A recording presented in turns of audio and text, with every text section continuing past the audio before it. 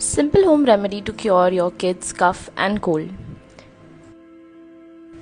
Simply take some ginger, tulsi,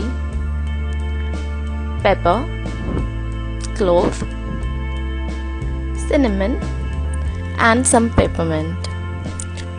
Grind these herbs into a fine mixture. Then boil some water and add the mixture to the boiling water. Mix it well and strain it into a glass. Lastly, add some honey and mix it well. And tada! Your go-to remedy for your kids' cough and cold is ready.